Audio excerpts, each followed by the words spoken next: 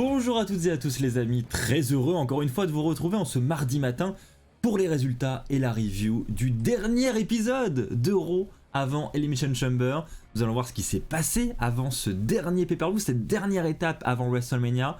La carte de WrestleMania se dessine de plus en plus, nous allons voir ça ensemble durant cette émission. Un épisode de Raw qui a eu lieu du côté de Brooklyn à New York.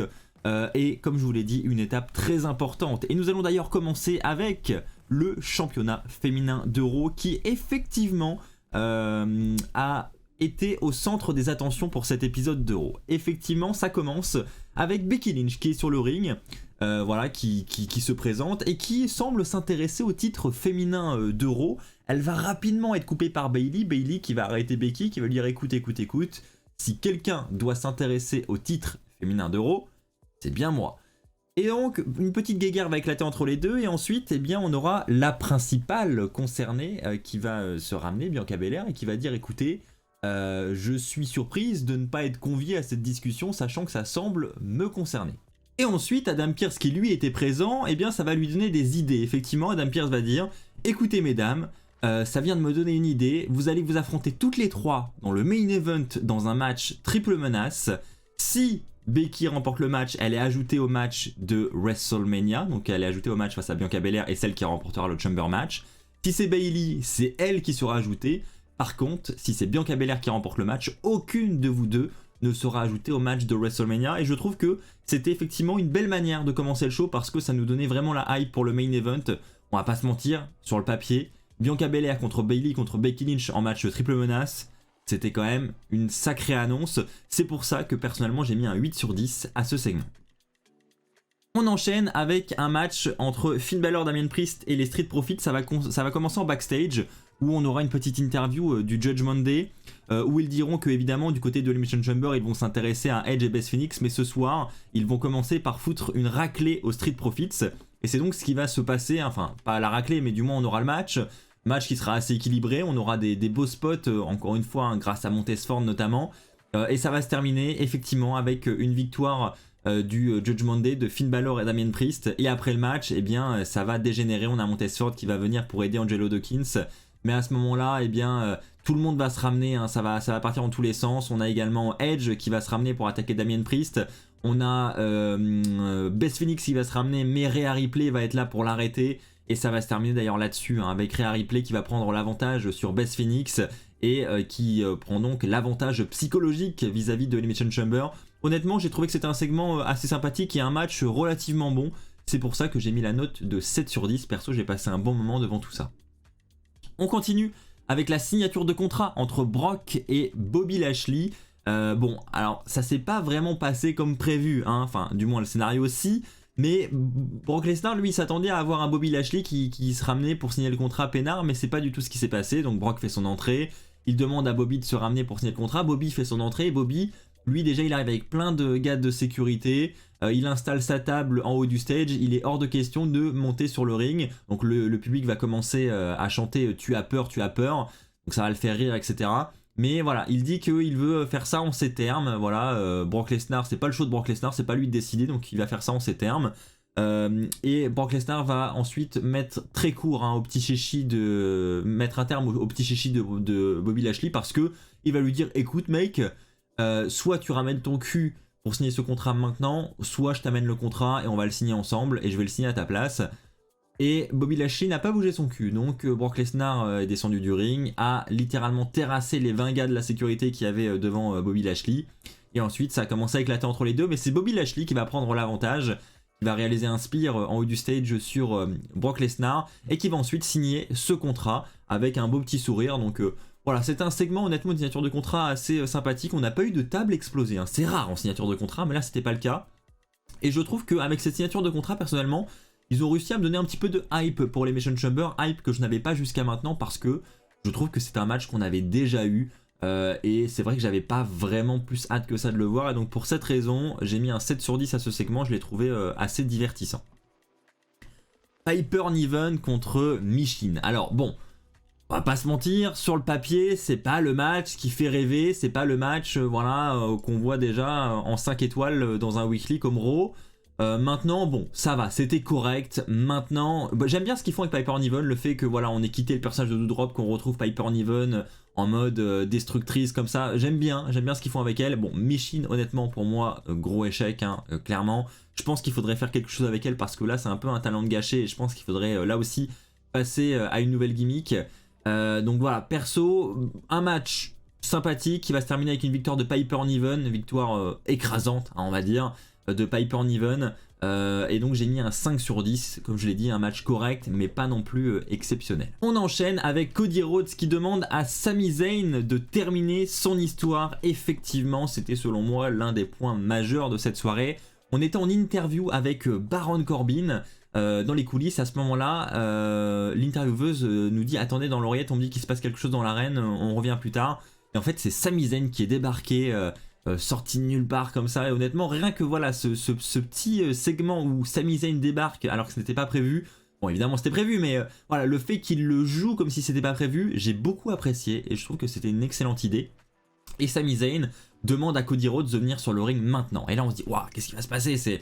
Déjà, c'était assez intense comme segment, et puis ensuite, Cody Rhodes arrive, et Cody Rhodes sort sa phrase éternelle, de quoi tu veux parler, Sami? Et donc, ça fait réagir évidemment la foule.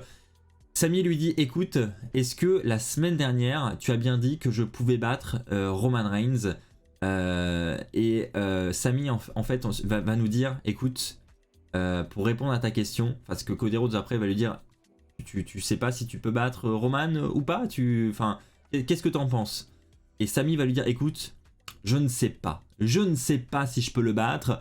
Voilà, il nous dit qu'il a été à l'intérieur de la Bloodline pendant plusieurs mois, il sait comment ça se passe, il sait que Roman Reigns et la Bloodline trouvent toujours un moyen de s'en sortir, c'est très compliqué, donc il ne sait pas s'il peut le faire. Et ensuite Cody Rhodes va avoir des mots très très forts, il va dire à Sami Zayn, écoute Sami, je suis ici personnellement pour terminer mon histoire à WrestleMania et je veux que tu termines la tienne. En d'autres termes, je veux que à l'Elimination Chamber tu repartes avec les titres.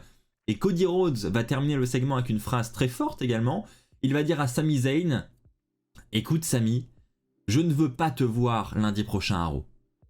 Je veux te voir à WrestleMania. Et je trouve honnêtement que c'est plutôt cool parce que même si, de mon point de vue, alors évidemment je peux me tromper, je sais qu'on a tous des avis différents, je trouve que le match de l'Elimination Chamber est un peu trop prévisible et j'ai vraiment beaucoup de mal à imaginer un Roman Reigns qui perd les titres à Montréal, à quelques pas de WrestleMania qui aura lieu à Hollywood. Pour moi, c'est vraiment pas jouable.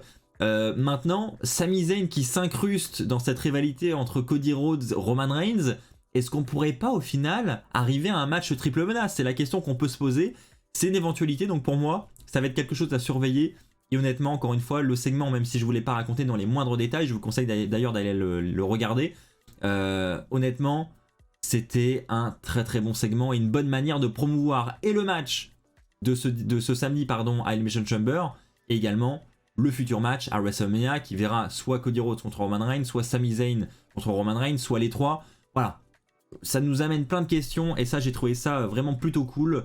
Et donc pour ces raisons, j'ai encore une fois mis une très bonne note au segment de Cody Rhodes cette semaine à Raw. Je lui ai mis un 8 sur 10 et je trouve que c'est entièrement mérité. N'hésitez pas les amis à me donner votre avis dans les commentaires. On enchaîne juste après avec l'interview de Baron Corbin qui va reprendre en coulisses. Et Baron Corbin va dire écoutez, c'est bon maintenant, je peux avoir mon interview. Donc il va revenir évidemment sur JBL, il va dire que de toute façon, il n'avait pas besoin de JBL. JBL, c'est le passé. Il prenait que de mauvaises décisions. Maintenant, il va avancer tout seul.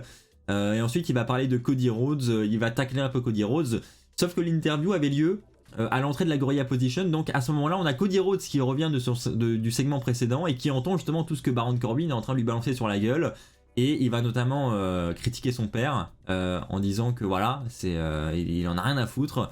Et donc, Cody Rhodes, ça lui plaît pas trop, et donc il va se mettre à attaquer Baron Corbin, jusqu'à le ramener sur le ring. Il va croiser un arbitre et lui dire hey, oh, toi, viens là, hop, tu m'organises un match tout de suite. Et on a donc un match entre Cody Rhodes et Baron Corbin, alors que Cody Rhodes est encore en costard. Donc bon, match qui sera expéditif, qui se terminera évidemment par une victoire de Cody Rhodes. On voyait mal Baron Corbin battre Cody Rhodes à quelques pas de WrestleMania quand même. Mais voilà, tout ça pour souligner qu'on avait une petite victoire de Cody Rhodes en costard, et ça c'était quand même plutôt fun. J'ai mis un 7 sur 10, voilà, pour le côté sympa du segment et assez imprévisible également. On enchaîne avec Raw contre SmackDown. C'était un match à 6 féminin, un match par équipe, où on avait d'un côté Liv Morgan, Raquel Rodriguez et Natalya, et de l'autre Nikki Cross, Asuka et Carmella. Alors ce que j'ai bien aimé dans le combat, c'était que c'était assez équilibré. Voilà, on avait un bon équilibrage des deux côtés, donc ça c'est plutôt cool.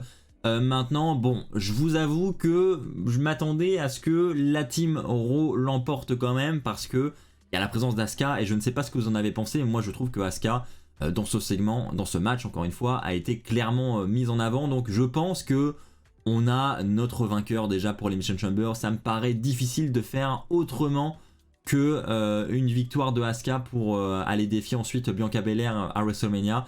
En ce qui concerne ce match, j'ai mis une note de 7 sur 10. On enchaîne avec désormais Bronson Reed qui est construit comme un monstre et personnellement j'aime plutôt bien. Effectivement, il a un match contre Mustafa Ali et il va clairement être booké comme un monstre dans ce combat. Mustafa Ali va tenter tant bien que mal de prendre l'avantage, mais Bronson Reed va toujours trouver un moyen de le calmer. Honnêtement, cette projection de Bronson Reed, de Mustafa Ali dans le coin là où il y a l'annonceur dans les chaises, honnêtement c'était monstrueux. Enfin, personnellement, j'ai adoré ce spot, je l'ai trouvé incroyable et je me suis dit, mon Dieu, est-ce que Mustafa Ali est encore vivant? Voilà, et pour le coup, le booking en mode monstre, il fonctionne bien et ça va se terminer avec un énorme splash de Bronson Reed sur Mustafa Ali pour la victoire. Donc honnêtement, Bronson Reed, j'y croyais pas du tout il y a encore quelques semaines et là je trouve qu'il est en train de se révéler, qu'ils sont en train de faire quelque chose de plutôt pas mal avec lui. Alors maintenant, je ne sais pas si ça vaut une victoire pour le titre US à l'Elimination Chamber, je pense qu'il n'est pas encore prêt, mais en tout cas c'est encourageant et donc pour ces raisons, j'ai mis un 7 sur 10 pour ce segment. On enchaîne avec Seth Rollins qui est l'invité du Miz TV. Bon, déjà, Seth Rollins qui arrive avec ses grosses bottes rouges, là, regardez-moi ça sur cette image, c'était très fun déjà pour commencer, hein. Le Miz qui lui-même avait du mal à garder son sérieux vis-à-vis de ses bottes. Et ensuite, eh bien, on a The Miz qui va lui parler de Logan Paul. Et on voit que ça ne va pas plaire à Seth Rollins, d'ailleurs The Miz va le souligner, il va lui dire, écoute, tu as parlé de Logan Paul sur tes réseaux, tu en parles beaucoup, sauf dans le ring, sauf à la WWE, tu n'évoques jamais le sujet Logan Paul alors qu'il t'a éliminé au Royal Rumble, etc. Et on voit que Seth Rollins, ça va commencer à l'énerver, hein, ce speech du Miz. Et Seth Rollins va se vénérer et va lui dire, écoute mec, moi je ne suis pas là pour parler de Logan Paul, je suis là pour me concentrer sur WrestleMania. C'est pour ça d'ailleurs que je n'en parle pas, parce que WrestleMania en fait, j'en ai toujours rêvé. Et bon, on va pas se mentir, tout ce segment nous fait un petit clin d'œil quand même et nous dit, écoutez les mecs, vous allez avoir Logan Paul contre Seth Rollins à WrestleMania. Honnêtement, je m'y attendais évidemment, suite au Rumble, suite à l'élimination de Logan Paul, on s'attendait à avoir ce match et ça semble se confirmer, ça se confirme dans le Miz TV. Le Miz TV va dégénérer, hein, Seth Rollins va s'attaquer à The Miz. Pas de présence de Logan Paul ce soir, ça ne saurait tarder je pense après l'Elimination Chamber, mais surtout à la fin du combat, alors que ça dégénère entre Rollins et le Miz, on a Austin Theory qui va débarquer, qui va s'attaquer à Rollins et qui va lui placer son finish. Et c'est Austin Theory qui va conclure ce segment victorieux en levant la ceinture au ciel. Donc, honnêtement, j'ai trouvé que c'était un bon segment. On nous tease en plus un potentiel match entre Rollins et Logan Paul à WrestleMania qui risque d'être très très qualitatif. On sait à quel point Logan Paul peut être très très bon dans le ring. Pour ces raisons, j'ai mis un 7 sur 10 à ce segment. Je trouve qu'il est assez encourageant.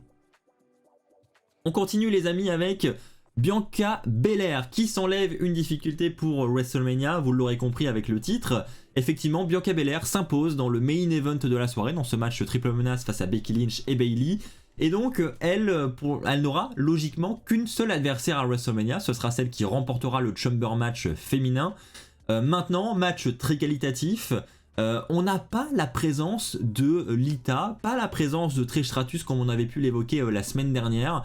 On évoquait un potentiel match 3 contre 3 avec d'un côté Damage Control et de l'autre Becky Lynch, Lita et Trish Stratus. Elle n'était pas là, alors ça ne veut pas dire qu'on n'aura pas le match, ça ne veut pas dire que le match n'est plus dans les plans. Voilà, il reste encore SmackDown, ça peut être annoncé sur les réseaux également, ça peut être annoncé le soir même à l'Elimination Chamber, tout est encore possible, mais c'est vrai que la piste semble s'éloigner mine de rien. Donc à voir si cela va se confirmer ou pas, si les plans vont changer. Quoi qu'il en soit, ce main event était vraiment qualitatif. Victoire, enfin non, j'allais dire écrasante, pas écrasante, mais en tout cas, victoire impressionnante de Bianca Belair, hein, qui fait preuve encore d'une force monstrueuse face aux deux femmes. Et donc 8 sur 10 pour ce segment. Je ne l'ai pas précisé, hein, mais c'est vrai qu'on a aussi eu l'intervention de Damage Control à plusieurs reprises dans le match. On a ensuite toutes les participants du Chamber Match qui sont venus s'incruster pour se battre à l'extérieur, mais ça n'aura pas empêché Bianca Belair de décrocher la victoire. Donc 8 sur 10 pour moi, c'était une très très belle manière de conclure le show. Voilà les amis, écoutez, c'est ainsi que va s'achever cette review d'Euro. J'espère qu'elle vous aura plu. On se retrouve donc cette semaine pour les pronostics de l'Elimination Chamber. Je ne les oublie pas et on va les faire ensemble. Donc n'hésitez pas à vous abonner pour ne pas manquer cette vidéo. On se retrouve très très vite également, probablement pour un épisode de WWE News. D'ici là, portez-vous bien et n'oubliez pas, soyez toujours très très fiers d'être fan de catch. Allez, bye tout le monde!